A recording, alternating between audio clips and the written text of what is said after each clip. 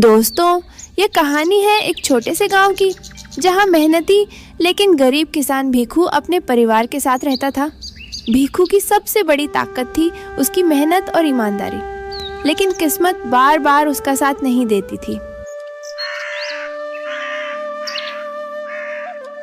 अरे गीता, इस साल फिर से खेत बंजर रह गया। ना फसल हुई ना धान, ऊपर से साहूकार धर्मेंद्र रोज धमकी देता है। अब बताओ हम क्या करें? हाँ जी, बच्चों ने भी आज भूख से रो रो कर सोया है। साहूकार बोला है कि अगर कर्ज नहीं चुकाया तो हमारी झोपड़ी और खेत दोनों ले लेगा।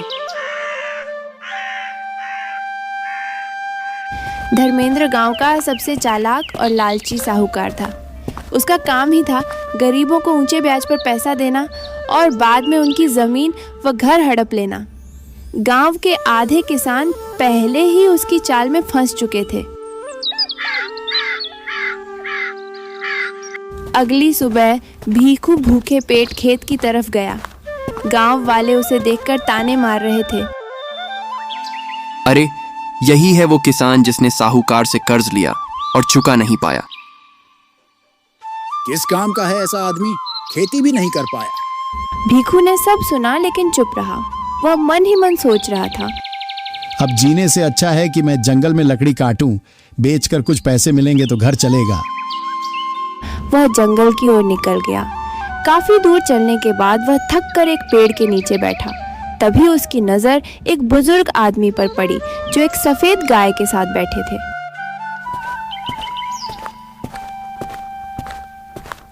बेटा, तू इतना परेशान क्यों है? महाराज, मैं गरीब किसान हूँ। खेत में फसल नहीं, घर में अन्न नहीं, बच्चे भूखे हैं और साहूकार कर्ज के लिए रोज धमकी देता है। अब जीने का कोई रास्ता नहीं बचा। बेटा, भगवान मेहनती और नेक इंसान की मदद जरूर करते हैं। देख, ये गाय साधारण नहीं है, ये जादुई गाय है। जब तू इसे प्यार से दुहोगा तो इससे दूध, घी, मक्खन और सोने के सिक्के भी निकलेंगे। सच में क्या महाराज? हाँ, लेकिन ध्यान रखना, यह गाय केवल नेक कामों के लिए इस्तेमाल करना। अगर लालच किया तो यह गाय तुझे बर्बाद भी कर सकती है। भीखू ने साधु का आशीर्वाद लिया और जादुई गाय लेकर घर लौटा। अरे जी, आज तो घर में अन्न का एक दाना भी नहीं बचा। अब बच्चों का क्या होगा? भाग्यवान, चिंता मत कर। देखो, ये गाय साधु महाराज ने दी है। गाय? इससे हमारी गरीबी कैसे दूर होगी? भीखू ने गाय को दुलारते हुए धोना शुरू किया और तभी चमत्कार हुआ। बाल्टी भर दूध सोने के सिक्कों में बदल गया। दूसरी बाल्टी में घी और मक्खन भर गया। अरे वाह, अब तो हमारे दिन बदल गए। भगवान का लाख लाख शुक्र है। हाँ भाग्यवान, लेकिन ध्यान रहे, ये गाय हमें ईमानदारी से ही इस्तेमाल करनी है। कुछ ही दिनों में भीखू का घर बदल गया। झोपड़ी की जगह एक पक्के मकान में रहने लगे। बच्चों के चेहरे पर भूख की जगह मुस्कान लौट आई। गांव वाले जो पहले ताने मारते थे अब तारीफ करने लगे। वाह भाई वाह, भीखू तो बहुत बड़ा आदमी बन गया है, सबसे अमीर आदमी बन गया है। फिर भीखू ने सबसे पहले राजा प्रताप सिंह के दरबार में जाकर सारा कर्ज चुका दिया। बहुत अच्छे भीखू, तुमने समय पर कर्ज चुका दिया। मुझे खुशी है कि तुम जैसे ईमानदार किसान हमारे राज्य में हैं।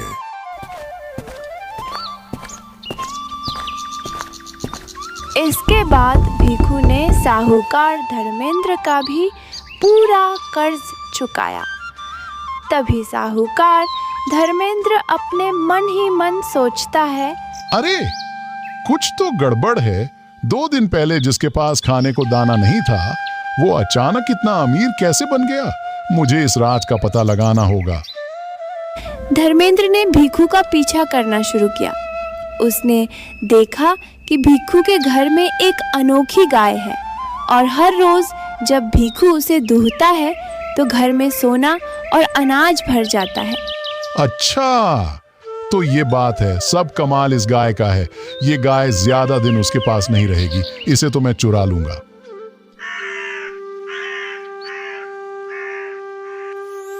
एक रात जब सब सो रहे थे, धर्मेंद्र चुपके से भीखू के घर आया और जादुई गाय को ले भागा।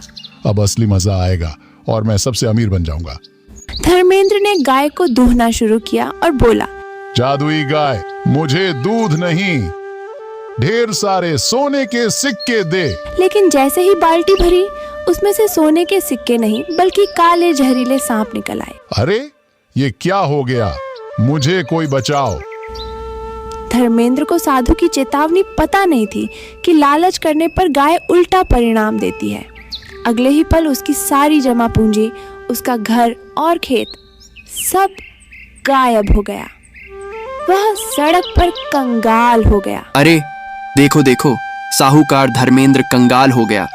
लगता है भगवान ने उसके लालच की सजा दी है। धर्मेंद्र शर्म से सर झुका लिया।